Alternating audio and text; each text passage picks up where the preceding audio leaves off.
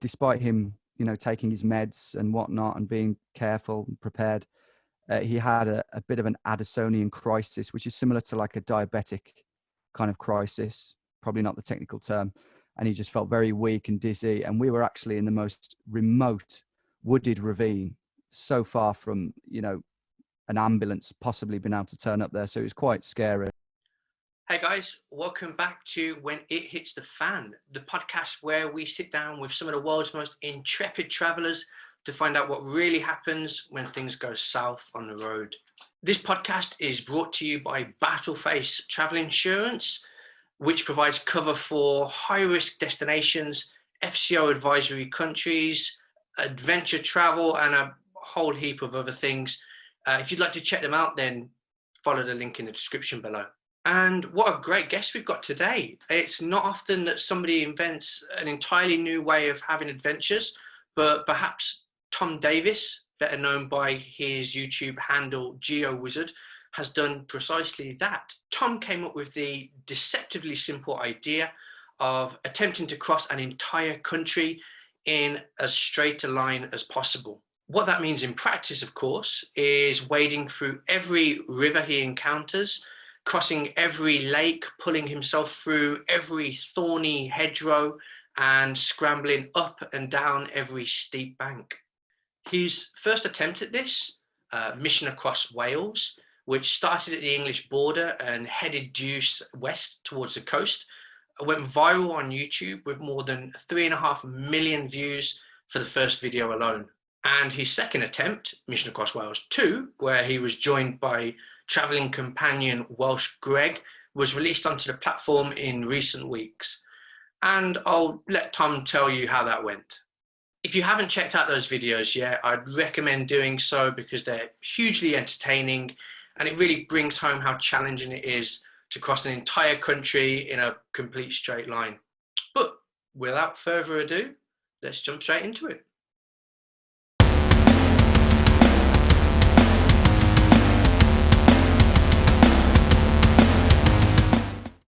Tom, thank you so much for joining us this afternoon. My pleasure. Obviously, people who have seen your videos will know what you're about. I gave a kind of brief introduction at the start, but this is a very kind of novel way of doing a kind of localized expedition, which is crossing an entire country, in this case Wales, in a straight line. It sounds like the kind of thing that it can't be that difficult, but what about the sort of practicalities of doing it? Can you go into that in a bit of detail? Yeah, there are a lot of things that do make it difficult. Not least the terrain that you're obviously having to cut straight through, including rivers, steep banks. They're probably the two biggest scary things, swamps, things like that. But also obviously the fact that you're mainly trespassing to various degrees on people's land, farmers, or maybe even the odd garden. So, and then there's the hedges and the barbed wire fences and just regular old spiky fences. All of those things conspire to make it pretty slow moving and pretty difficult. Yeah. And we should probably point out at this point that, of course, the technical definition, you are trespassing, but you are making every effort, of course, not to damage fences or scare, livestock and all the rest of it. So you do approach it in a quite responsible way, even though, of course, technically you are sometimes walking across people's gardens so in order to keep to this line. What was the kind of deviation that you allowed yourself from this line? Well, when I first did it, I really didn't have any idea how far I would likely stray from it. So I was hoping to stay kind of, 10, 20, 30 meters on the line, but that kind of didn't go to plan. And I ended up straying, I think it was 100 meters with the first swollen river. And a couple of other incidents where I had to veer around farms and things. But the second time I did it, I had a much more clear idea in my head of how far I wanted to stray.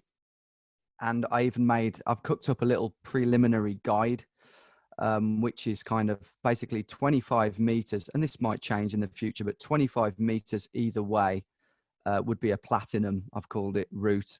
50 meters either side would be gold, and then after that it's kind of inconsequential really. But yeah, 25 meters would be a cracking effort, not to deviate further than that, because even the signal on the GPS, even when you're standing still, especially under tree cover, can kind of jump about a bit and move around about 10 meters either side. So it would be pretty harsh to count that as a fail, you know. So yeah, 25 meters would be an excellent leeway, if you like. But I will make the point that I always try and stick on the line at all times. I don't use that as an excuse to go, oh, we can just go around this, it's 50 meters. You know, I try to stick on unless I absolutely, you know, can't, you know, it's endangering my life, or, you know, there's a farmer and he's like, no, this is my house, kind of thing, you know. Well, I mean, you mentioned, you know, swollen rivers, and I guess that would be a typical example of something where there's genuine peril in terms of, you know, it's very easy to die in water, and if you're aiming to, you know, stick bang on the line, you do need to kind of weigh up, you know, how close you want to get to that line, and how close you kind of value your life. Absolutely, yeah, absolutely. And especially if you're not, because I'm not that experienced an adventurer compared to some of the guys you've had on here, and it's very important if you're not that experienced, I think, to go, hang on, I'm not sure whether I might die here or not. So if I'm not sure, why would I take that risk? And that's what I did with that first swollen river that I encountered on the first effort, a mile in, less than a mile in. And I just looked at it and I was like, this is like over 2 meters deep, freezing cold, and it's hurtling along. I mean, all it takes is for me to get tangled with some branches and just start flapping about, and I'm you know, I'm in serious trouble. So it wasn't worth it. But luckily I Absolutely. found that rickety old bridge. Yeah, absolutely. Yeah. So what that kind of brings us on to the next point, really, because, and I should probably say, spoiler alert at this point, if you haven't seen Tom's videos, go back and watch them. But yeah, both attempts, you know, you have to call it quits for two different reasons each time. Yeah. You know, I explained in the intro that the first mission across Wales was you solo, and the second time you were accompanied by Greg. Can you kind of go Yeah. into, you know, what the reasons were for calling it quits on both attempts? Sure. So the first time, to pinpoint it to a certain thing, it would have to be just bad planning on my part. As I got into a particularly dangerous stretch of the mountains, I was scheduled to be meeting this guy called Joey on the other side of the mountain range. Didn't have a radio. I had no phone signal. I'd done well to make it that far to get to this point, but it was going to be dark. The, you know, night was setting in, and it was starting to get a bit dark. It was in a storm. I'd been soaking wet all day, so I was already shivering. I was already weak. I'd also run out of food. So all of these things combined, I was suddenly in this situation where I got to this really steep ravine, and I was like, well, not only does this look really dangerous to climb, but even if I do try and persevere and go round, I could be stuck up in the mountains in the dark. As soon as it gets dark, I can't move because it'd be too dangerous to move. And I'd have to camp up there. And the reason that was such a bad idea was Joey would have thought that something had have gone wrong and told my told my girlfriend, who would have told my parents, and there would have been a right old kerfuffle, a right old panic. So A helicopter, I I'm was sure, like, was circling overhead. exactly, Yeah. exactly, helicopter. So, you know, it's not worth that kind of palaver. So I was like, look, I've got to get down. So yeah, that was an unfortunate one. But the second time was totally different. We didn't really have anyone else to blame. It was due to Greg, Welsh Greg, as we call him on the channel, who is basically my stepbrother, but technically not. He recently was diagnosed with Addison's disease, which not many people might have heard of, but it's a really rare adrenal deficiency disease where your body doesn't produce enough cortisol, which I'd never heard of, but apparently it's very crucial to, you know, functioning on a day-to-day basis, especially when your body is going through so much stress physically. And basically, yeah, despite him, taking his meds and whatnot and being careful and prepared, he had a bit of an Addisonian crisis, which is similar to like a diabetic kind of crisis, probably not the technical term. And he just felt very weak and dizzy. And we were actually in the most remote wooded ravine, so far from, an ambulance possibly been able to turn up there. So it was quite scary. In the end, he was okay. He should have been double dosing, and he should have been eating more food actually as well, and specifically certain types of food. But yes, very scary when it happened, because we didn't know whether his condition would deteriorate. This disease was very new to him, so he was still learning the boundaries. So yeah, just managed to walk him. He was a bit heavy footed, but we walked him down to this track and then down to the main road where an ambulance could come had he have got worse. But in the end, he was fine. But yeah, definitely going forward, if Greg joins me again, definitely got to plan a bit more with food, medication and whatnot, but he should be able to do it. So, I mean, this strikes me as, it's a no-brainer really. If, a member of your group is having obvious health problems and you're quite isolated, you don't think twice. You need to find the nearest place where you would be able to call an ambulance or a main road or whatever it is. But I guess the first one, and I think maybe the interesting point, is when you're traveling alone and maybe you don't take the same precautions that you would about somebody else, because of course we all have ego and we all think kind of like, no, I'll be able to get through this. And from watching the video, you could tell that you were obviously suffering from fatigue, and you didn't have enough energy from food and all the rest of these things. Was that a harder decision then to kind of knock it on the head, because it was just about you and not about the health of somebody else? Yeah, much harder. Yeah. I clearly don't value my life as much as the next man's. With Greg, it was like, the line just became secondary straight away, really. And it's only kind of afterwards that I became disappointed, we were both disappointed, obviously, but nothing to regret. But with mine, it was full of regret because it was my own bloody fault. And it was a much more long drawn out realization of like, oh, shall I, shan't I? Because I'd already put myself in a couple of dodgy situations up until that point with climbing up things that I really shouldn't have done. And you're right, it is an ego thing. And so very different kind of circumstances. Yeah, absolutely. Is there going to be a Mission Across Wales attempt 3 then, Tom? Oh, no doubt. Maybe not soon, because there's so many other countries I want to tackle. But I mean, at some point I can't let that lie. I've got to put that one to bed. So maybe one day, maybe in a couple of years' time, maybe 3 years' time, when I've sufficiently straight line mission my way around Europe and beyond, I'll return quite possibly to the original line. Oh, really? Okay. You prefer it to the second line, do you? It was harder.